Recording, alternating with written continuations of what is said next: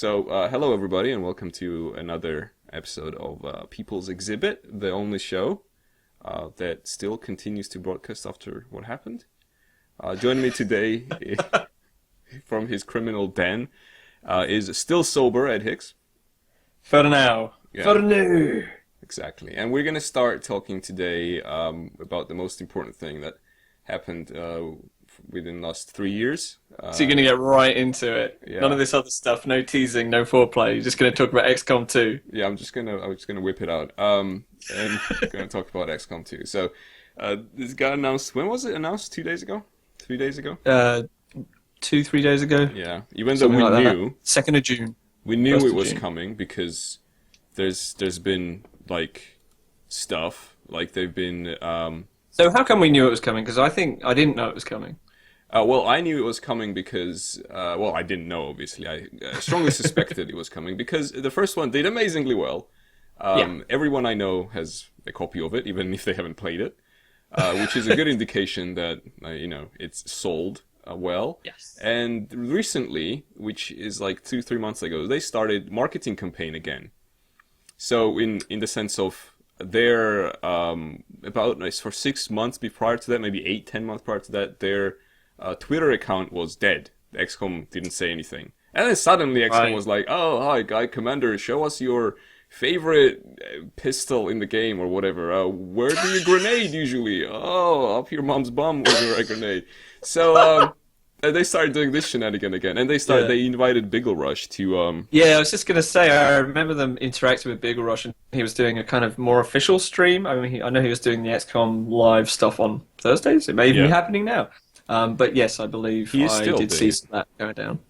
Yeah, so I was like, well, something must be coming. Something must be happening. Can't just be there for nothing. And it is. It's coming in November, which is like moderately soon.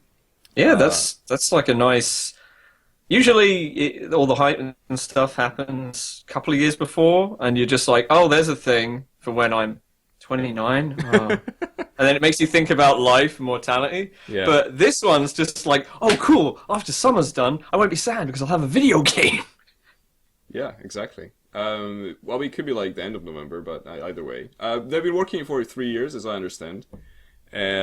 Because from what I've heard from somewhere, that I don't remember where, Jake Solomon went to work on it immediately after he finished EU, pretty much, because I guess their initial sales were good enough to be like, oh, let's do a sequel. Nice. And Gupta's not working on this. Gupta was the lead designer or Enemy Within. Yeah. He's actually left Firaxis and working at an undisclosed location for some undisclosed people. He could be working for the Advent, the alien government on Earth in 2035. Well, this is the thing. Working at undisclosed location, do you not think that the DLC expansion for this one will once again be Gupta showing up, just having been kidnapped by XCOM? Commander, you're back. We need you to design the rest of this video game. Could be, yeah. Maybe that's what it is. He's just going to disappear and not say anything on Twitter ever, and then the DLC for this one comes out, and it's, lead designer Nanda Gupta. We kidnapped him XCOM Twitter back. says, who's your favorite lead designer of XCOM? Yeah, exactly. Tweet where you like to throw your grenades. Retweet if it's Jake Solomon, favorite if it's Ananda Gupta. Oh boy. So, do you know anything about the premise, Ed? Have you found out? All right, well, I've seen the trailer, as pretty much everyone has. So I know about the general premise. It's the dystopian future of Half-Life 2, Pretty much. except slightly worse looking. Original. Which is fine, whatever. At least it's a reference point we can all go, oh, okay. And to be fair, I always thought that the XCOM concept worked better this way round. XCOM the Bureau notwithstanding, because it almost seemed like, why be a secret organization when everyone knows aliens are attacking? Whereas in this case, it makes a lot more sense. It's more of a guerrilla operation. You don't have the resources of the world with you anymore. You really are on the back foot, even on your home soil. So it's kind of interesting as well. I'm glad they didn't do, we found another way to do the same setup, like they did with a lot of sequels, and it feels really contrived. Was this XCOM one meant to be was a different. secret organization? Yeah, XCOM's definitely a secret organization. You know, the guy like, the commander, you're back, and the fact that they're in an underground base. I mean, it's partly to hide from the aliens, but it's also partly to kind of keep this is my impression anyway, to keep the population calm, because all the media stuff, at least at first, is like, there are no aliens, what are you talking about? Meanwhile, they're spending loads and loads of money on This is trying to Fire stop the XCOM, aliens. right? This is just XCOM's lore in general, as far as I know. So original is that XCOM it is also had the secret. same thing where they didn't. They were secret. Because I never thought they were a secret organization. I was just like to live underground because aliens. No, I believe they are a secret organization. Okay. Whenever anyone's in, for example, in the Firaxis one at least, whenever you have those missions where you run into soldiers and you're doing escort missions and picking people up, they're like, "Who are you guys?" They're not like, "Oh, XCOM's here." There's soldiers in the Far XCOM? You know, like there's one where you have to pick up a political prisoner. No, not political prisoner. A VIP. politician or something. A VIP. Yeah, Yeah. VIP exactly. And they've got a couple of soldiers around. They usually die very quickly. Oh, right. Okay. Just, there's the odd ones that are like, "Oh, where's this equipment from? Who are you?" I guess It's their military. secrecy wasn't very important because I completely missed it and I just found out about it now. Good. It's in time for the sequel. Now, Sorry? It's in time for me for the sequel that I know about their Yeah, you secrecy just now. realised, Yeah, just so the that you whole can another actually have it level. Yeah. said to you in a much more obvious way, Yeah. and experience it in that way. Because if Fire XCOM, it's like you see the UFO. It starts with the terrorizing of the city, so it's like Oh yeah, aliens I mean, are- so does the original. So does the original XCOM. It starts with terrorizing the city. With the mutons in the intro cinematic. But even so, like I remember reading the manual way back in the day, and they were talking about there were some attempts by governments to make their own kind of versions of XCOM and shoot the aliens down and stuff, while they were saying, "Oh, there's no aliens, don't worry about it." Yeah. But I believe the actual agreement to have this operation and everyone work together on it was actually secret. Willing to be corrected, but I believe that was the case. Cool. Yeah. That also kind of explains why it's the gray market that you sell the stuff on, the aliens. Even though in the original XCOM, you just sell it. There's no like gray market. You just dump it into the truck and it gets delivered to the nearest bazaar. It goes to McDonald's and their Happy Meal themes. Yeah. So, so once more, the general idea is the aliens have... the good formulation of this I saw was that the Iron Man Impossible campaign is canon. So, so it's kind of impossible to win. I don't know if anyone ever won, like, in a way they could prove that they did, because the save scumming was real even in Iron Man, and impossible was at least very, very hard, and that's the canon. So I think in the Long War version, it's pretty much impossible. I think they balance, because the difficulty curve in XCOM is like hard, and then you're okay. You just got to get just enough tech and just about not lose everyone's support, and then you're okay. And then it's just kind of you just get into the end. You just jog to the finish with your amazing troops. You just play kind of careful. I think that was even true for Iron Mode, but for Impossible mode. But when they put in Long War, they balanced that curve a bit so that I think it didn't make the beginning easier, but it made the end harder. If you know what I mean. Okay, possibly. I've never played the Long War mods. I haven't even watched. Me neither. I was more just like from hearing about people who played it. I don't have that kind of time anymore. I was mostly excited about the multiplayer, like in this one, because it has a multiplayer. Oh yeah. They announced it immediately, unlike the last time, which is cool. So the one thing, interesting thing, and a new thing that this has also, besides the whole plot shenanigans of like you are the rebels, commander. Is the modular map. So the map is going to be randomized, sort of. This is the images you see on your screen. So this is that one's the concept art for different kind of environments. And the way they're doing this is, I was reading this about it today, because they have this thing with IGN. The Firaxis has some exclusivity deal. Yeah, they connected their marketing drip up the IGN anus, and so like it just keeps feeding them little bits of information. But actually, they fed them the information already. They have I think a contract of when the information is then regurgitated to the public. So today, or I think it was today, they regurgitated information regarding the map system and then how it is randomized, etc. So it's procedurally generated, sort of, but not in a way that, I don't know, like, sir, you're being hunted. So is it just laying down tiles, basically, that can link? So the way they explain it is, it's like patchwork system. So like there's holes in a map, and they are of different sizes, and there are a number of items that can fill those holes, and the holes can be rearranged, but only certain ways that make sense. So almost like the revolutionary technology developed in 1993 with the original XCOM. Yeah, exactly. Yeah, I was just thinking about this, like, nice, simple way of doing it. I know that there was Jake, wasn't it Jake, saying, like, he really wanted, like, proper procedural stuff in the first one, and everyone was like, no, we can't do this, no. And, yeah, the biggest limiting factor in XCOM 1's multiplayer, if you ignore your control problems, was 5 maps or less. And they eventually added a couple more, but by that point you were so sick of them that really all they added was 3 maps, yeah. and then you only played those or whatever. I think they had 80 maps single player, or all total 80 maps after the Enemy Within, I think. Yeah. Or maybe Enemy Unknown That's had okay. 80 and then they added 15 Enemy Within or something like that. And it sounds like a lot, and it is kind of a lot when you first play it. So But they're just not appropriate for multiplayer, most of them. or just continued playthroughs again and again because people played it a lot. And I mean, then they started seeing it. Obviously, multiplayer had 5 maps for the first year, and then they added 6 more, so they had 11 maps. And they were not very well balanced maps at all. When we did tournaments, you remember that we excluded certain maps because if you start in a certain map, if you start on a certain side, you pretty much had it. Like you won. Boulevard is banned. Boulevard actually wasn't banned, but yeah. Nah, that was the most balanced one. Yeah, What was the one that exactly. was The filling station or whatever, the fast food chain was, or whatever joint was banned. And police was, I think, in many cases excluded. Police had all those problems with the upstairs bit, and everyone was saying Camping the roof, like- yeah. camping the roof and all that. Oh, I remember those good old days. But yeah, so I don't know. They haven't said anything about the multiplayer maps. So if hopefully multiplayer is gonna also have procedurally generated maps.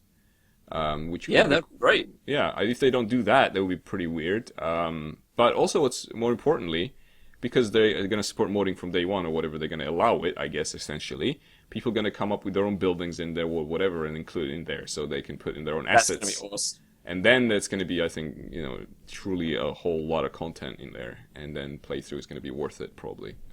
Even though the vanilla one is probably going to be pretty cool as well. It's going to be. I think that's a really good move, and hopefully that's going to make for like a community that keeps playing it. Because I mean, people keep playing Skyrim, and that's pretty much only mods now. Yeah. Yeah. Well, the same with Fallout 3. We'll return to that question in the end of the show. So there's the other new stuff. No, wrong one. There you go. This is the right scene. So the setting, like I think we mentioned, is in the mega cities run by alien government or something. That's cool. I like the sculpture bit where like the human is like laying around and the alien is either helping him up or abandoning him. It looks definitely like helping him up. Yeah. Okay. Well, I don't know. Maybe he's like he's just trying to release his hand and go like, let me go, Stop dragging me down into your soup. Yeah. Who was it? Somebody tweeted that it was like an it was somebody tweeting that it looked like an alien pulling a man out of a bucket. Yeah, exactly. Yeah, it's just the man is in a giant bucket and the alien's trying to pull him out or leave him in there. So the cities are there, but also the outside environments are going to be there as well. So you don't necessarily be fighting in a city. You can be also fighting in the forest or whatever. And there's new types of aliens. Well, at least one we know of, which is the Snake Woman. Snake women. Yep. Snake folk are back. And it's weird, obviously, that a reptilian-type life form has boobs, but it is video games, so she does. Yeah. Yeah. She needs them. She needs them. They have to be. Yeah. She's gonna feed... How else can she suck all her eggs? Yeah. She's gonna feed her baby snake venom from her snake boobies. And sectoids have grown in size. They are now... They look like little dudes. Yeah. Quite upset dudes. They were pretty upset in the trailer. It's like... Oh, yeah. Hissing. Oh, there's the snake lady. Also a naked one as well. And this is like official image. I mean, this game is... Well, I guess it was rated M, wasn't it? So here. AO, it should be AO, I think, like hatred and ban on Twitch is where XCOM is going with these snake boobs. There's going to be some weird porn of these snake ladies. Yeah. There may already be some. Yeah, and there was of the first XCOM as well, if you remember. There's tons of porn for first XCOM. I think this is even more. They're probably just playing it into their hands. Sectoids, triple balls. That's what I remember. Yeah, exactly. They had 3 balls, didn't they? 3 balls. Yeah. And Valen was very enthusiastic about the idea. I hope they're not back, I'm sure there's going to be some kind of Easter egg thing where like, oh, the VIP you have to save is like Valen or something like that. But she'll be old, and you're not allowed to have old women. oh, that's true. You're not allowed to have old women when you have snake women with boobs. So because if they ever converse not about men, then the whole game just implodes. And The Bechdel video game snake test Yeah. with Dr. Valen. we can't have that happening. That would be horrible. So yeah, so the dripping continues as the days go on, and they're gonna show actual gameplay at E3 on the 16th or 17th of June. I feel like this is the first E3 almost ever that I'm actually kind of excited about, Is it because of XCOM? and a few other things. Like but, what? I mean, well, like ARMA. ARMA's doing Oh a yeah, new true. map. Yeah, that's another news item. Well, we get to talk about it now. You were right in the beginning. We can't. Talk about it yet. It's in the other segment of the show. So yeah, so we'll actually see some gameplay. Until then, I think it's just going to be overviews and stuff of what is in the game and class overviews. They have like a 5th secret class that they're going to reveal later. Ooh, marketing. So what are the current 5 classes? It's the basic classes except they're renamed. So support is specialist now. Okay. The attack dude, run and gun dude, what was his name? His name was Assault is ranger. Is he the guy with the sword? Yeah, I he's the thought guy they were with the making sword, a melee class. Yeah, he's like specifically. shotguns and swords or something. Okay. Fine. And the sniper is sharpshooter. What a synonym. And they can also now specialize in pistol usage, not just sniper. Yeah, exciting. Okay. So it's the same classes. And support, like I said, the support is specialist. So specialist, and they use. I don't know if they still have smoke because that was like the main mechanic in the XCOM almost. But they have the drone that like they fly around and it buzzes people with electricity. And there's the 5th secret class, which I bet is the psychic ones. But whatever, fine. Let's keep it secret. I mean, what else could it be? Unless it's like the XCOM Snake Man that like they're trying to regain control over snake women and get them back into patriarchy. That could be it. I don't know. But I guess that's going to be revealed maybe on E3. Someone's going to Jake Solomon's going to dress up as the secret 5th class and just come up on the stage and be like, "Boom! I am." Maybe 5th class is Jake Solomon, you know, like just his clone army. He was finally allowed to put it in the game after the success of the first one. Final boss Sid Meier. Yeah, final boss Sid Meier, ethereal Sid Meier, which he's by now pretty much. So 4 hands. Well, they have 4 arms. I think they do ethereals. I've got 4 arms Yeah, that's what I mean. attached to my 2 hands. Anyway, Excellent. So yeah, I think that's pretty much. Is there anything you want to add to XCOM stuff that you wanted to say really desperately and didn't manage to say it? no, I think that covers it. Super excited. I may even I may even get in on some of this multiplayer shit if Damn. it's good. Because I remember back when we started, and I was like, I don't really like competitive multiplayer, especially one-on-one stuff. It's too stressful. Well, I want to revise that all the way down to I don't want to play RTSs. That's it. I am down for XCOM multiplayer. That sounds super fun. I think if you pretty much played a lot of BR, then nothing really can be stressful after that. It's the If BR was like a one-on-one the whole time, I probably wouldn't play it because that would make me probably melt. No, yeah, that would be that you'd probably like get a heart attack in a few weeks. Yeah. Speaking of heart attacks, let's move on to some less interesting news. Steam offers refunds now after years of people asking for refunds and not getting them. Yeah. Well, it was very hard to get a refund, as far as I know. Right. And now you can get a refund. Tried. I never tried. No, I never tried. But I probably never tried because the general lore was you can't do it. It doesn't happen. I would like some exceptional cases where, I don't know, maybe if your account got hacked, they would give the money back to you, unlike some people we're going to talk about today. But, yeah, now, and then it actually says in there that any reason, you just need to ask for it and you get it.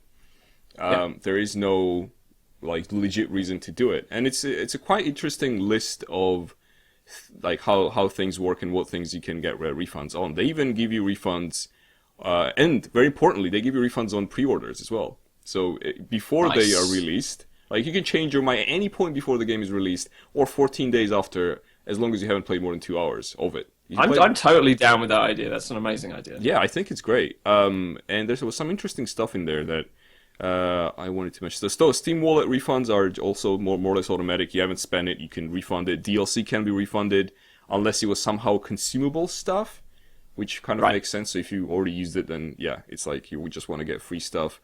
You can get refunds on bundles even if you haven't transferred any bits of bundles. You cannot get refunds on stuff you purchased outside Steam and got a code for, obviously, because Valve didn't really get money from you. Yeah. If you are VAC banned or VAC banned in a game, then you can't get a refund on that game, even if you qualify. Fine. Because you're banned for some cheating. Can't get refunds on movies, because probably you watch them. Yeah. I spent about 2 hours with this film.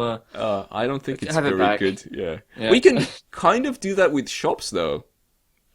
You can bring... There's some shops you can bring movies back. You can do it at HMV. Oh, really? Yeah, you can bring a movie. HMV still exists? Yeah, they have like 20 shops remaining. Yeah. That's why they got ruined. They kept accepting the movies back. But no, you can do it with some shops and some of them don't do it. But anyway, yeah, it doesn't work on Steam. And I think the way the gifts work is... Oh, it's funny. So I think you can gift someone something, and before they accept it, you can refund it. Oh, that's great. That's a hate gifting. Becomes a thing.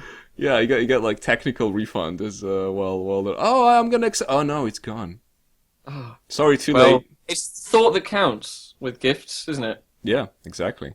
Oh. But if you're also they also say here that if you're seen getting a ton of refunds, then you are gonna be not getting any more refunds ever again. And this is the most interesting thing to me, actually, that I like a lot. Because most of the time when you see a refund policy for a place, they're like, it needs to be this, or this, really, otherwise we won't refund it. But we'll refund, it won't affect you at all, your refunding rights. You can do this forever. And you go, okay, well, it's nice it doesn't affect my refunding rights, but if I don't like it and they tell me to fuck off, it's a bit shit. It's a bit like a bad insurance policy. Whereas here, they assume that you're not a scumbag, and as long as you abiding by these kind of simple, very straightforward rules, you go, no, I don't want it. And then all that happens is they go, well, is this guy habitually doing this? Is he kind of a dick? In which case they go, no more refunds for you.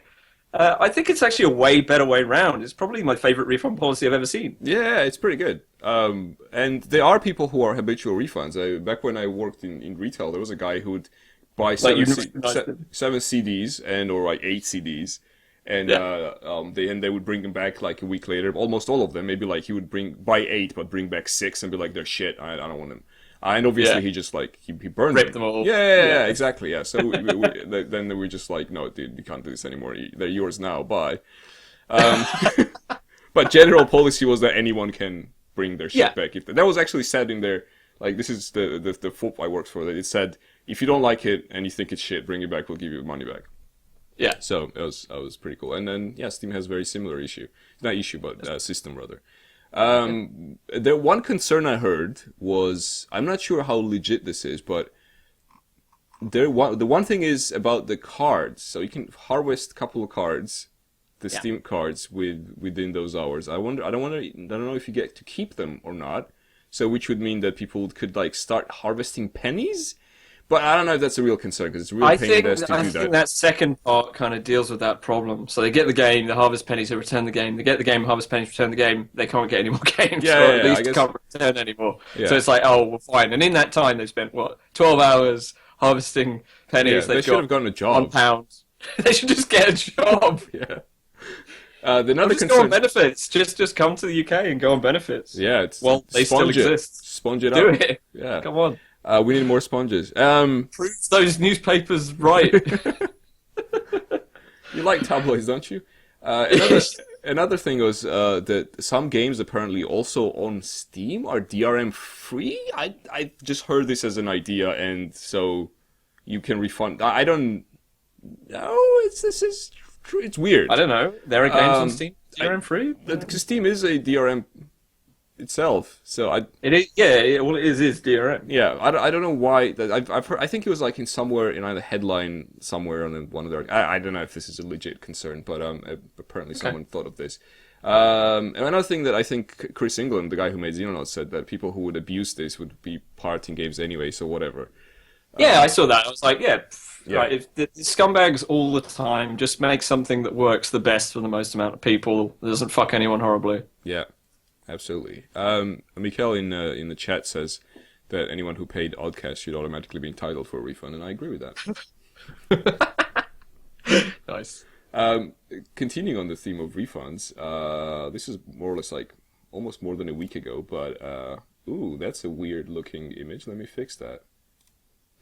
What Hey, have buddy. you put up on screen? Hey, buddy. Yeah, so the Sony debacle thing with the Watchdog. The Watchdog is, for those of you who don't live in Britain, is a show that deals with stuff that is for sale most of the time. So things that are unfair and given to consumers, or like they have those like rogue traders and stuff like that. So general fairness enforcement TV program on BBC. So they were dealing with It existed way before any of this consumer advocacy ethics stuff. It actually is ethical consumer advocacy. It's a really good show. It's been on for a very long time. Yep, and so they covered the situation with refunds on Sony Network, whatever the thing is called, where they sell their own stuff. There's Sony Steam. PSN.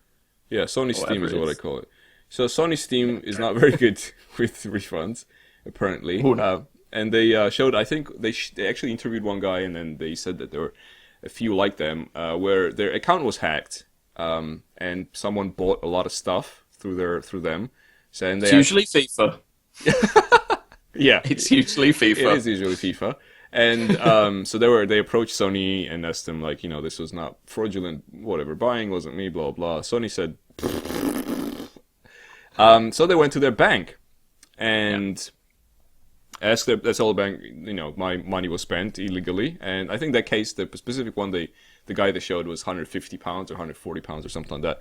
And the bank was like, sure. And so the bank gave him money back. And to give him money back, bank took the money from Sony. It's weird that a bank in a story is the good guy, but when you put Sony like customer service in there, apparently that's how you do it. Yeah, exactly. So, but then Sony gets upset and closes down his account until he pays them the £144 back that the bank took away. So and they're like, we lost money. You took money away from us using a bank. And that was the situation. After they aired the program, I believe Sony kind of thought, oh, I guess this looks bad on screen. And they said that they're going to investigate this. They understand that there's been problems with their approach, and they're going to reevaluate and review their policy, I guess, on refunds, etc. But interestingly enough, even while they're investigating that your account, like say this kind of situation happens to you, it's still going to be suspended, so you won't be able to use it. So you're still punished, even though, they haven't reviewed it yet and haven't said we've changed something. It just said, we're going to see if we can change anything. But while they're changing anything, they're still just going to suspend you, and you won't be able to use on the online features of your account. I think you can just play single player stuff. I think the thing about the customer service arm of a company is it crosses over into the PR zone. And the thing about PR is your goal is to make sure everyone's happy. If they're talking about you, it's good things.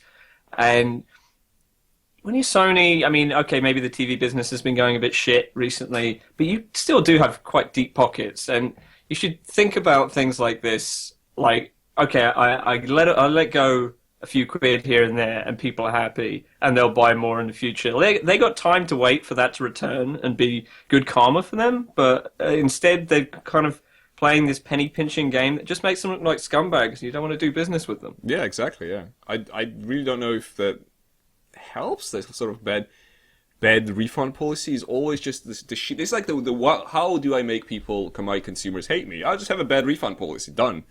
Done. It's like the Easy. number one thing I would advise to anyone who wants to have like people to think they're shit. Just have a bad refund policy. That's it. It's actually a lot less work than you think. Yeah. Don't put swastikas anywhere. Exactly. Yeah. The swastika comes second or third probably. Yeah, and even then, you'll still get people in Stormfront who like you. Yeah, exactly.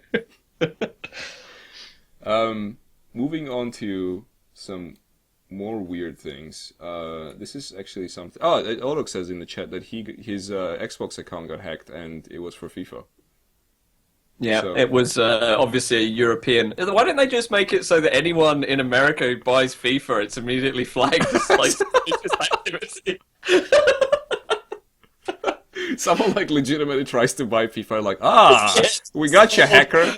Give them a call. Go. I'm just going to read some things from your credit card bill, and you tell me if any of them are suspicious.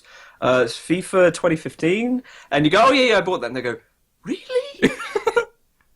Sorry, what citizenship do you have? Okay, next one. FIFA 2015 DLC. So it's the European qualifier. Yeah, I got that. Really? How about like a cricket game? Did you... What are you talking about? There aren't any cricket games. Oh man. Did you see that ad they have? They're running. Windows is running, or whatever. Microsoft is running about the Windows Phone in Glasgow. You see, like someone photographed, and there's like, oh, I want to ask Jeff if we're still playing cricket on Sunday, and the guy who took a picture, there's like nobody ever in East Glasgow. What were they trying to do? Was this some joke? Was this some No, like? that's I retweeted. It's from Slip Cycles. He found like a picture on like there's a bus stop, and it was a cricket Windows Phone thing. It was weird. All right, coming back to weird things. DARPA, which stands for Defense Advanced Robotic Research, something like that. It's the U.S. weapons R&D, basically. Yeah, exactly. They're the guys behind this thing, the Big Dog. And now Big Dog has an arm, or more like a neck. And he can pick up bricks, giant blocks, giant throw them at you. cement Oh blocks. shit, I was joking, but he really threw the bridge block. So, now the way this is related to video games, except for, obviously coming to next Call of Duty, is... That actually will be kind of cool. Yeah, I guess. I actually kind of like the idea of seeing one of these in a Battlefield game. I wonder if they'll release like them as like a rideable, like horses. Just a consumer model where you can just go like, and just go like, into the sunset like the robotic cowboy that you are in your heart. With this big awkward like army silhouette with his fucking cables hanging off it, and you just the Stetson hat. Yeah, and then like it stops and throws a brick at someone. And like, oh no! Someone runs up to it and kicks it, and it just kind of rights itself. Yeah, and then throws another brick at them. Amazing. You live in a place with a lot of bricks. That's the only place they sell it at. Yeah, it's for brick-based warfare. Yeah, exactly. Good name for a game. We shouldn't have said it for free. So the way this is connected to games is they've made 5 games. DARPA has DARPA, and they are for weird purpose. So they help them annotate software. I don't really know what that means. Do you know what that means? To me, that would usually mean commenting bits of code, which actually it would be great to have a group of people commenting code, because almost no one ever does it. Yeah, but this is apparently done somehow through video games, and there's 5 of them, and they're like mostly puzzly type. I haven't played them. I may play them for the next People's Exhibit, and then come back with the scoop. That could be fun. The details. But it's quite strange. So they are saying that this is going to help them develop software for their stuff. And what is their stuff is the robots. They're going to kill you. So play video games to help robots kill you is the name of the game. Sorry for the pun. which is interesting. There was something DARPA-based I heard about along the games-ish lines. This was quite a few years ago, actually. It was like 2008 or something like that. But there was this thing, I think it was when YouTube was kind of kicking off, and they were just said to everybody, we're going to play a game. Basically, us, DARPA, are going to put like 5 huge red balloons around the continental United States, just random cities, and they'll have a specific number on the balloon or something. And you can all form teams, and if the first team to submit all the numbers and the locations to us gets like 10 grand or some amount of money. And the whole idea was to kind of naturally create like distributed teams that would then do counter intel on each other. So some teams would put people secretly in other teams to get their info and spread disinformation. And it was actually a really cool thing to watch go down. And I think MIT, just some people at MIT eventually won it, which is kind of funny. But yeah, it was interesting, even though DARPA are obviously military R&D, they're the bad guys. Yeah. But it was a cool idea. So yeah, it'll be interesting how if they report ever back to what this led to. There's apparently a similar thing happened when they again somehow used people playing video games to help them fold some protein. Yeah, I remember that. So again, I'm not sure how this. It sounds exciting and interesting, but I probably should look into it more. See how that wasn't DARPA works. That wasn't no, but they're using a similar approach to something not very disclosed. So you know how in there was a concept like this for Half-Life 2, and they never really finished it. They like sort of prototyped it, where you play. There was a sort of like an entire narrative bit where kids would play video games in the Half-Life 2 world, and those video games you chase things around and shoot them, but they were actually controlling those drones. Oh, really? Yeah. But then they what a twist! Yeah, exactly. So, you could be playing this puzzle game, but you don't know what's happening in Syria. this puzzle. Why are the textures on this puzzle game always this kind of tan landscape of rubble and screaming women and children? I don't understand. What's the connection here? I don't know. Speaking about fixing the world, they've reached a decision on Evo thing, right? Isn't that? Oh yeah. True? What is the decision? Well, it's not super fixed, although in effect it basically is fixed. But okay, so last week we were talking about how the official console for Evo, in any case where it could be, was the PS4. Because, PS4, new platform fighting games. Obviously, the Ultra Street Fighter 4 launch for PS4 was a shit show. And the people asked, they said, what the fuck's going on? Are you guys going to default back to something else? And they said, yes. We're going to go back to Xbox 360 unless all these problems get resolved. So it could still be the case that I don't think it's going to happen because it seems really unlikely. But it could still technically be the case that they do PS4. But they did Xbox 360 all the last times, and it's a fine version of the game and lots of other fighting games on that. So I think that's what they're going to end up going with. And it's a smart move, and it's a shame that we're in this position, but there you go. I think a lot, as far as I heard, a lot of people were pissed off that they all bought sticks for PS4, and now they're not going to be using them. Well, when Street Fighter 5 comes out, they can use them. In a way, True. That's less of a problem, and if they want to return them, they probably can. But if it was on Steam, they'd be able to return it. I mean, really, it's just going to be really, it's just going to be a delay to a working game that they were going to play anyway. So it's not a huge deal. I mean, if the only reason they got it was for Evo, then you're like, okay, fine. Yeah, but if they're going to get it anyway, you're like, all right, whatever. They probably would use them at some point anyway. So yeah, I mean, just dust them and then take them, bring them out. That's it. Boom. Yeah, just get a little cloth, and it will help you. Speaking of cloth, ARMA 3 connected to cloth apparently now. We knew for a while that it was gonna come out with Bohemia's gonna come out with a new map. Now it has a date. They put a ring on that map, and the wedding is going to be on the 16th of June during some E3 event. The rumor is, this is not the map, by the way. I just put the Altis map there because ARMA map. Yeah. I'm going to retire on Altis. We should go there. We should go to Lemnos. It's like a tourist place. That would be awesome. We just run around. Yeah, really freaked out.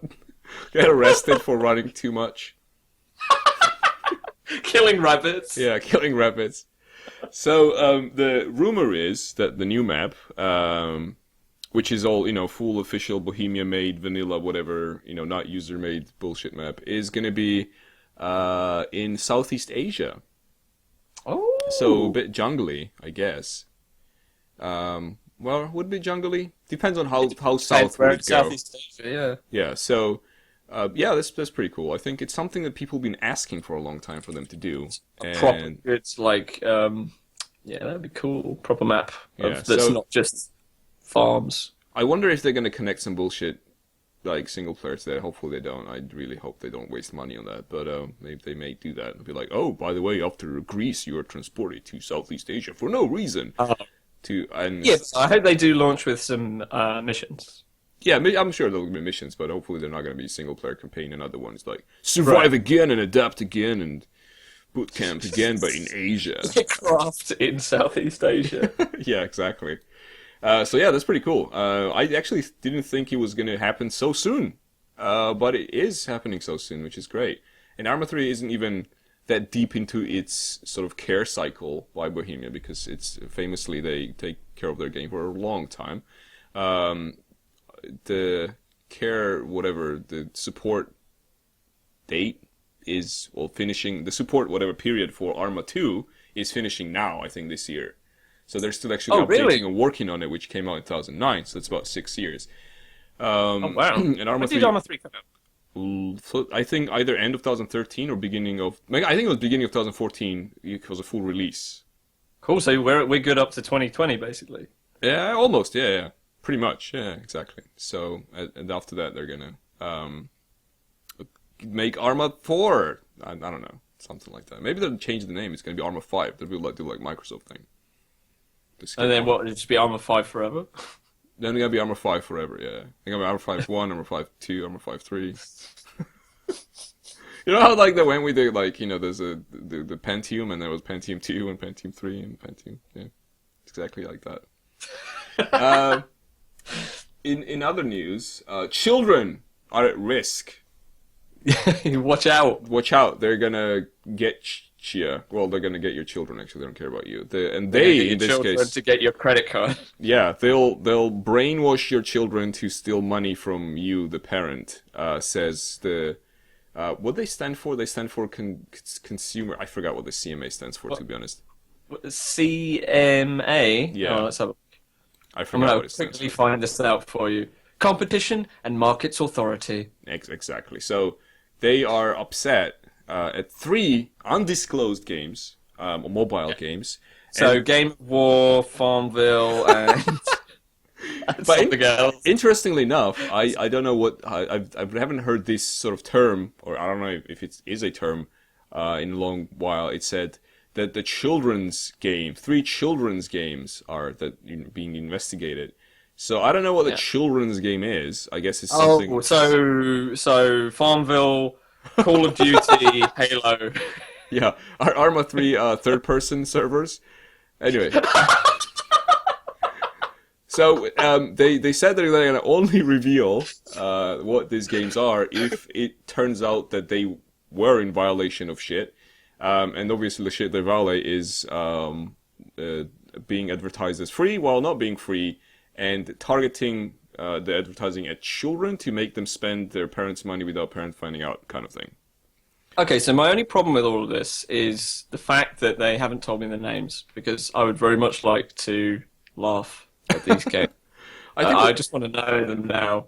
I think we did a pretty good job at laughing at the games we named. So I think we can. But I agree though. It'd be very interesting to find out what exactly are these 3 really bad. And is it 3 because it sounds good? Like like whenever you say something, just make it 3. The word, the rule of 3 is 3, so people can remember 3 things. But in this case, you can't remember 3 things because they haven't named them. I would like to remember. I'm Just ready. Number 3. Yeah, CMA, I'm ready. I want to remember those games. Just tell me. And we have to say like the 3 free games. It's very hard to say. Yeah, exactly. Because they're like the majority of things on mobile devices qualify to be those things. So we'll see how that develops. I guess there's going to be more news on that. Another apparently big thing happened this week, which is the Fallout 3 is getting a reboot. It's going to be called Fallout 4. And from what I can tell, what is different in this one, and I know a lot of people are huge fans of Fallout 3, so I'm going to apologize, start by apologizing that I don't care about Fallout 3. I think it was pretty crap. because I played and enjoyed Fallout 1 and 2, which I don't know how many of you did. And it's a very, very different... essentially what they're doing here is they removed their filter, the gray-green filter they had on the Fallout 3, and apparently now it's a new game. That's all I can tell from the trailer, anyway. Right. There's stuff, but you know, obviously the internet's going nuts about it because there's like 10 different videos on the first page of the trailer breakdowns, like the things you can spot in the trailer that leads to you to think about things that are going to be in this hype train Fallout 4. I'm gonna say one more thing about this is that the dog looks really shit, and I think it's just a weird looking. The dog looks like a hologram of a dog. I think Call of Duty did a better job with the dog than this. So Oh, that dog looks weird. yeah, No. dog, it looks like it's missing frames or just like the texture on the dog is like It hasn't done any fur tech, and I think at this age you need fur tech. even if you're not doing any dogs, you just need Furtek just to have it like handy, like in case like shit goes down, like you know. No, fine, yeah, but seriously, on this dog, it looks like a weird, like mannequin, some kind of scary fake. This is the first time I'm seeing it, by the way, but yeah, it just. I disagree with the amount of effort put into the environment versus the look of this dog. You know, it's not done, so maybe the dog has it, but I mean, if they're so proudly presenting this much footage of it, this is probably kind of what it's going to look like, I imagine. And yeah, I don't know. I've already seen lots of better animals in games that you're meant to connect with on an emotional level, and it just looks weird. It actually looks like the worst part of all of this. Yeah, it does. Yeah, it does. It's really weird dog. But this is a bit shit as well, like the one that the things explode. But you know, I guess nuclear war is a sad event. Oh, there it is. There, it's gonna go. No, it's still weird. It's such a weird dog. It looks like it is projected on the screen. Like it's like the rest of it is on a movie screen, and then the dog walked on the stage in front of it, like it's in an old theater, like sort of. Oh boy! Like an actual theater converted to a movie theater, and there's a stage in front of the screen, and the dog just walked by, and somehow the character on the screen managed to pet him. Through it's like a Disney movie, you know, where like the things come off the screen or they get into the screen or stuff like that. But yeah, emotional connections with stuff that is animals in the game. Have you ever done that, Ed? Have you ever connected emotionally with an animal in a video game? Yes. Oh. The horse in fucking what's it called? Shadow of the Colossus. Only on a very slight level, but I did care about the horse more than most characters in most like regular video games. Did you ever play that? No, I haven't. I know what it is, and is the horse in danger in any way? Like, do you need to kind of feel? Oh God, the horse is dying. Not in most of the gameplay. The horse is pretty tough, but it's probably the most realistic horse you've ever had to use to control. It's a little bit like difficult, but also it has a feel kind of groove to it. Like, you know, if you're controlling it right versus being weird and wrong. Oh, whereas really? other Okay. horses behave like tanks. Yeah, apparently this is like way off topic and really old news. But yeah, apparently they got all the dev team to actually go and learn to ride horses and stuff. Excellent. So it was like, you know, put in the work and the love and you'll get something good. And I did like that horse a lot.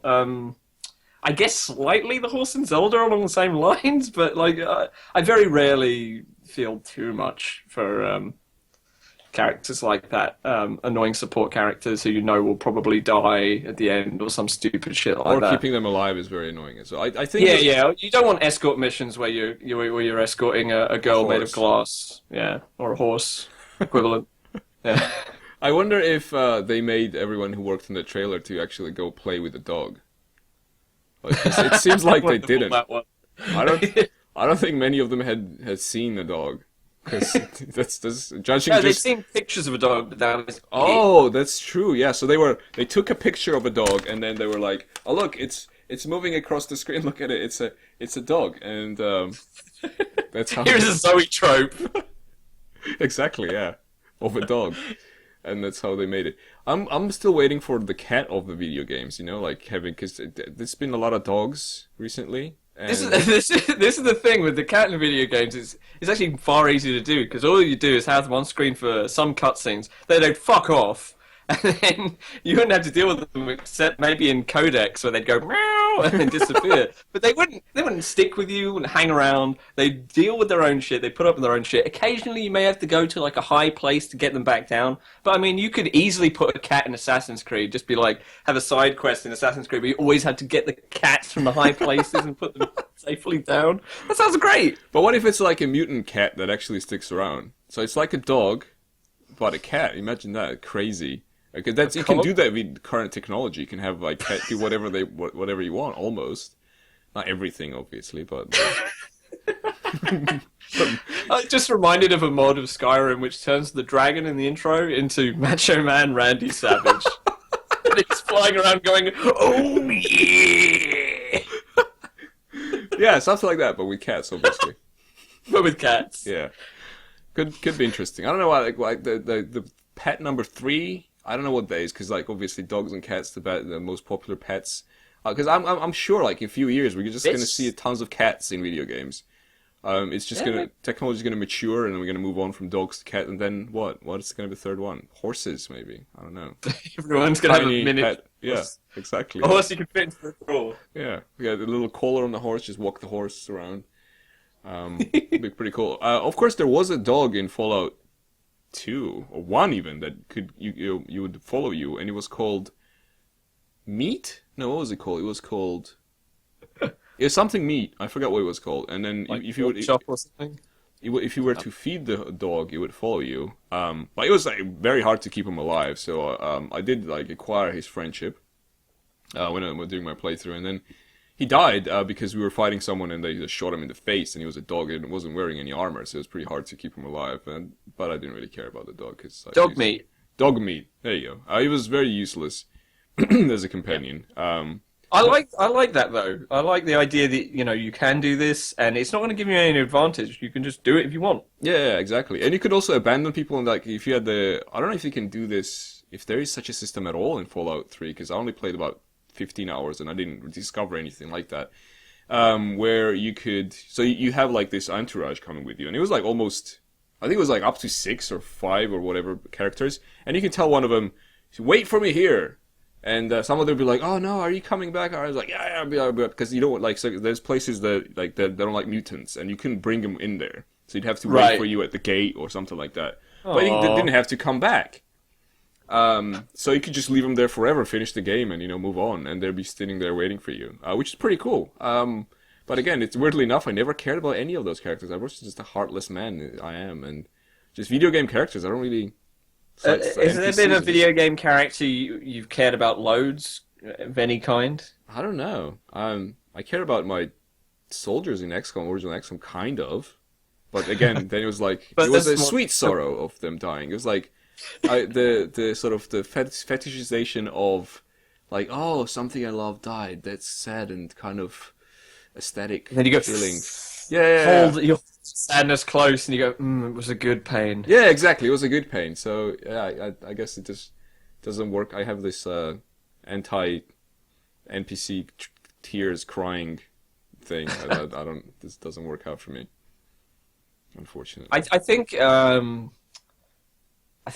opposite happens to me. The opposite of what they intend happens to me when they go, "You should care about this character," and try and do these obvious manipulative things. I immediately like, well, if I consciously notice, I go, no, I'm not going to. But then there have been instances where just by having stuff happen where your character and another person like share moments, especially if it's not forced along the rails of the plot, but just things that do happen to happen. Yeah, it's rare, but then I feel much more kinship to them. Things like really stupid stuff. Like I spent loads of time with Mountain Blade. It's like a kind of guilty pleasure because it is just nonsense of a game, but it's kind of fun. But that's totally procedural. There's no like plot elements. The plot happens that you do. And there's things like if I meet a random lady and I'm trying to do the romance quest, and one's immediately like warms up to a filthy joke, I'm like, all right, you're cool. And then there was another one where I tried to marry someone, but then her brother defected and took her with him to this other crew, And so the marriage quest failed, and I went over there, and then she was like, "Oh, hey, how you doing?" I'm like, "What the fuck? We were gonna get married. I paid the dowry." And she's like, "I have no idea what you're talking about." And just like moments that weren't planned like that make me care more about what happens with the characters and stuff, rather than somebody going, "I'm going to write a plot where your wife dies, and that's going to make you miserable." Fuck off. Yeah, that reminded me of another marriage I had in a game. Also, again, this is I think Fallout 2 or maybe it's Fallout 1. So you go to Sandy something. So it's like one of the first places you can discover is Shady Sands, something like that. Which later, spoilers, becomes the new Republic, Californian Republic of Newness or something like that.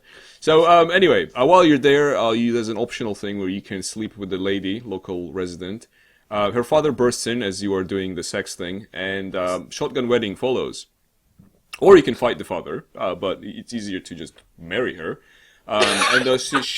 So she becomes your companion. Obviously, you don't have to be a male character. You can, in Fallout, there is no like limitation between like you can play as the female and still marry her, whatever. It's the post-apocalyptic free United States. What happened in doing that playthrough is, she became a companion, so we started like walking around together, and in the wastelands we got stalked by whatever raiders or something, fight breaks out, and they broke her leg, so she was limping, so I couldn't really, like we couldn't walk as fast anymore, so I shot her.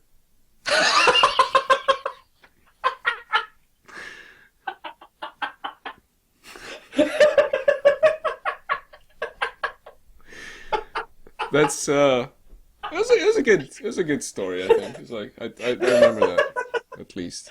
That's amazing. Oh, that's fucking brutal. Yeah, she was like the thing limping all over is, the take place. that story right now. Imagine somebody had written a game where the plot was railed, so you have to have sex with her, you have to have a shotgun wedding, and then she gets injured and you have to shoot her. You'd be like, that was the worst game ever made. Yeah. But because you just had this stuff happen to you and it was your decision Yeah. and it would let you do whatever, it was actually amazing. Yeah, it was pretty cool. Nothing ever happened, which was great because like many modern games, people are like, oh, your karma goes down in Fallout, but it's sort of very like slow, and you can counteract by doing something good later, and it's very sort of on the background. Just like in real life. Oh, I killed my wife, but I give money to charity, so Yeah, exactly like in real life. Yeah. So yeah. Is it worth you playing the old Fallouts? Is it possible to do? Yeah, you can buy on Steam even, I think. They used to be on GOG, and then they somehow had some problem with the publisher, who I don't know who is anymore, their publisher, and so they were free for a week, and then they removed them, so I actually still have them on my GOG account. But you can buy them pretty cheap on Steam. They're an RPG. They're straight up a post-apocalyptic RPG, but has a very nice animations, sprite stuff happening. It's overall fun, yeah. I think I don't really play RPGs anymore that much, but if someone likes RPGs, I would definitely recommend playing first one and then second one.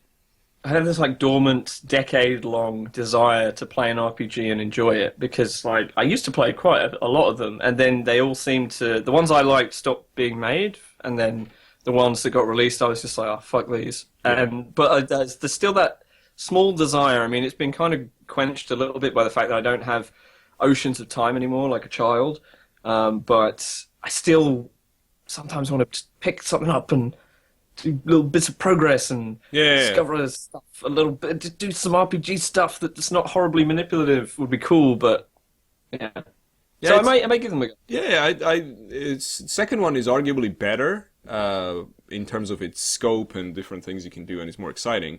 First one is a bit more like an RPG, sort of like it's sort of a bit more standard, I guess, a little bit.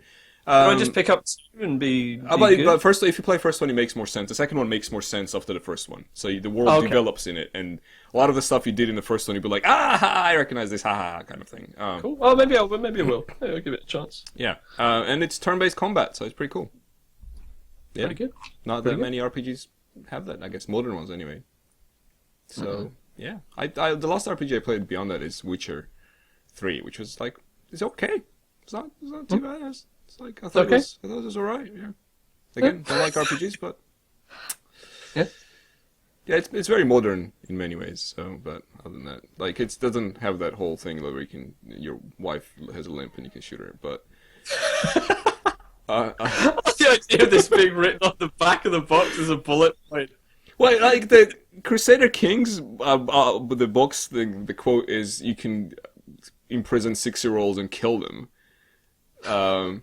Which is like why most people play it, because you can steal someone's children and then torture them. So, and it's the only game that does that, and it's not even like rated 12 or whatever, because none of this is just done entirely in text. Oh, okay.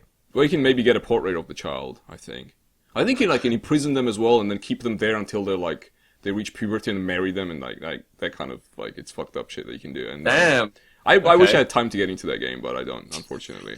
Maybe when I'm retired, I'll, and by the time I retire, it's probably the retirement age is going to be like 150, so when I'm 150, I'll play this retro aging game. Versus rising retirement age. Yeah, because at some point it's just going to approach, like, infinity, right? You would be like, never reach the retirement age. But the sad thing is, as well as these two factors, is healthcare is also generally improving because of research, and so your life expectancy will be increasing. And we'll get to that point where it's going to be like one of those deals with the Scientologist, where you sign your soul away for like 1 million years, and it'll work, and you'll have to do it. Exactly, yeah.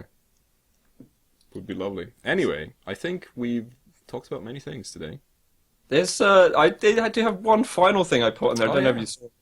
It was the Rock Band. This is how I titled the topic. Rock Band 4 Salty Buttholes. Take it away. All right. So games will often have preview events, and that's where they invite journos over to play kind of fucked up, broken versions of their game, or barely for working 10 or minutes enough. sometimes. Yeah, for short period of time. Yeah. At some special glitzy event, get everyone over, and they go home, they write about it, and the industry continues. So what's happening at the moment is Rock Band 4 is coming back. Music games are apparently coming back, and nothing particularly exciting about that piece of news. There's something interesting happened with all of this, is that Polygon sent somebody over to this preview event, and they wrote an article. Even that, not particularly remarkable. The article comes out, the guy basically says throughout it, it looks competent, looks like a music game that does music game stuff. It's a preview, you don't get to see a huge amount, people seem to enjoy it. I don't like music games. I don't want to play this music game. It seems fine. I don't know. And the thing is, I think as well, that that's probably a reasonable response for a lot of people. There's probably, for any given person, I think it would be almost impossible to find someone who works in games who's going to be able to give every single thing he sees either a fair shake or really be interested in it at all. So anyway, this article comes out, and it's kind of understandable. It's somebody's actual reaction to it. It seemed somewhat fair, and it seemed just like the person's like, I'm going to be honest, I don't give a fuck about this, but here it is. You can click the press release if you want the details, which is cool. So that even there in itself, not super remarkable. It's just a guy didn't super enjoy something that's going to come out, but not because it's bad, because it's not that kind of thing. And people got fucking mad about it. And it's interesting as well, because usually with stuff like this, a lot of the people I'll follow on Twitter or whatever will say kind of one thing or one other thing pretty much along the same lines, but they seem kind of split. But a lot of people were super mad at the concept of this guy who works in games journalism saying, I don't really care for this kind of game. They were saying, you need to go out there and be excited about your job and talk up positively about games all the time. Gaming, don't mess with gamers, games. And I'm not sure I agree with this reaction. One of my favorite things that happened was somebody wrote like a counter article to it, and I believe they were actually at the Rock Band press event, and they wrote a counter article, and it was entitled "An Open Letter to Journalists Who Don't Give a Shit." And it's this dude getting super angry at the concept of this Polygon article, where the guy very honestly says, "I'm not interested in this type of game. I guess it'll be cool if you like this kind of game." Which reminds me which makes me think of the concept of me asking you if you thought the next Metal Gear would be good. You'd be like, well, you'd probably say the engine's probably good, but I fucking hate this. Yeah. And my favourite part of this counter article was it's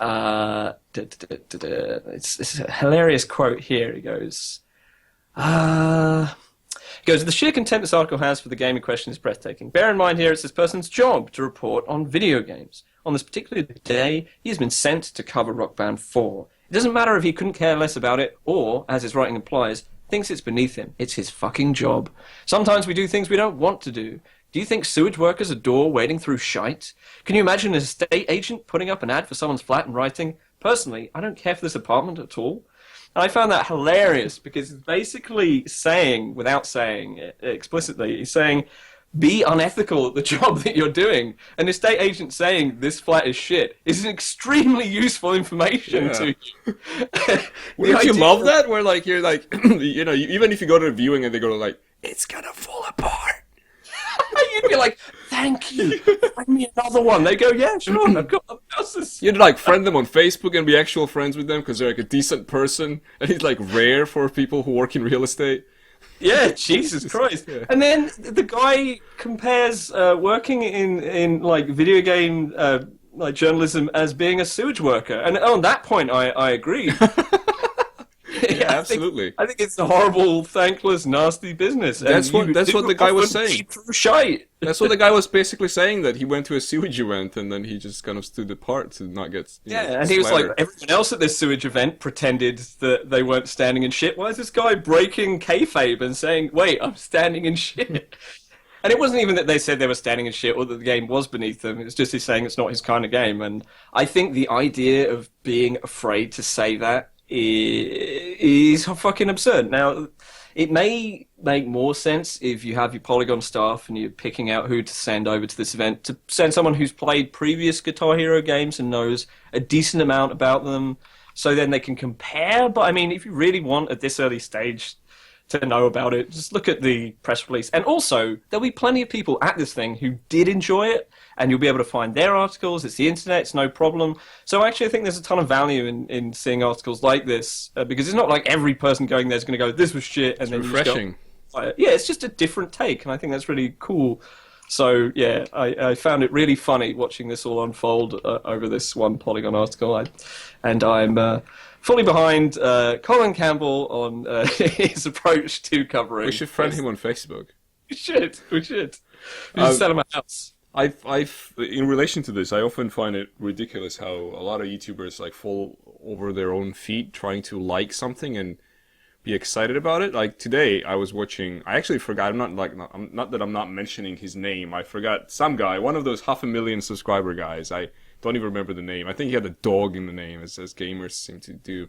That's why there's a Call of Duty dog, I guess. And so anyway, this guy is playing Squad, a game I'm interested in, which is the standalone version of the Battlefield 2 Reality Project thing, which is on Kickstarter now and doing very well. Yeah, I saw the pitch video for it. It looked kind of interesting. Yeah, so he was one of the guys who was invited to try the game, and I think he was playing with the developers or whatever. And he opens this video by sort of hyping the game, and he runs out of like synonyms very, very fast for the word awesome.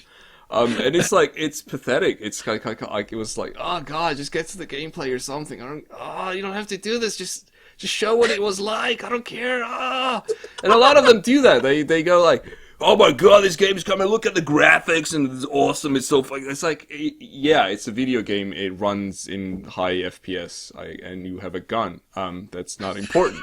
There's thousands of games like that. Anyway, it's weird, and it's the same culture. I guess that's why it's called the enthusiast press, because it's not really not the real journalism is there in video games. It's all people who are crazy about games, right? It's not like some guy who generally writes about like Al Qaeda is going to come and write about a Squad because it happens in a Middle Eastern country or something like that. And be like, oh, I see a lot of things common here with Bin Laden's policies of agricultural growth of opium. I don't know. I want to follow this guy. So yeah, let's friend him on Facebook, even though I don't use it anymore. So yeah, no, definitely. I hope Colin gets to write more articles like that. Maybe that could be a thing, like just guys is not very interested in most games, and he just writes about that. I don't want it to be like, oh, this is the guy who doesn't like anything, though. I want it to be like, if you don't like something, you can say it. Because otherwise it'll be like watching Jack D just go around going, oh, that's just shit, isn't it? Well, that's a bit crap. you know. No, no, yeah, no, I got it. Yeah, then that would become annoying probably. But yeah, so like, yeah, I agree. Squad looks is pretty cool. Hopefully they'll. I mean, it also looks unfinished, and hopefully Yeah. they'll get that thing done. But yeah, I'm looking forward to seeing it finished and done, etc. Probably may get into it in the early access to just try it out. One thing I really like about that is it has that like battle royale thing of where like you can just jump in and sort of take part. It has respawns, which I'm not a huge fan of, but it has an in-game VoIP. So you don't need like external stuff, and you can just communicate with your radio stuff in the game. Yeah. So it could be interesting. That's cool. That's cool. Yeah. Yeah. Anything Nice. else we wanted to mention today, Ed? It's a pretty packed week. Like I say, it's a lot of big announcements. There's going to be another Dark Souls. I don't know. I haven't played it, but just that. Is there even a trailer for that? I didn't really say anything about it because I don't really have any info on like. I think it's a rumor, but it's pretty. I think it's. I think I heard it secondhand, but I'm pretty sure that's the thing that's going Yeah, to happen. probably. I mean, they're probably going to keep doing that until they like really fuck it up. You know, they're like when the game is like something 7, and then it's done by the fourth development studio, and it's already like just a name. Yeah, like Silent Hill. Yeah, until that happens, I think they're just gonna keep releasing every game ever again, and it is the whatever the festival season or whatever the summer reveal thing around E3. So I think there's about like 20 pretty big PC games anyway happening. Fantastic. So well, yeah, I mean next week and the one after that we'll have a lot even more packed stuff. Probably there's gonna be a bunch of trailers coming out as well, so we can make fun of them, which is something I enjoy. I can't wait. It's I going to be can't wait amazing. to, can't wait to make fun of some trailers. And if you like making fun of trailers to your audience, and if you're watching this on YouTube, you know what to do. Press the buttons. Also, give us money, like straight up.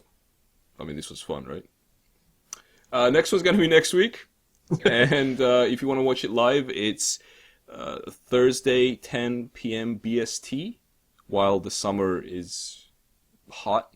While it And lasts. and it's gonna go to GMT when the winter is coming here. Yeah. It's coming. On that happy thought, we'll see you guys later. Bye. Bye. Goodbye. Ha! Fools. I already disconnected the streaming. Oh no! What is happening?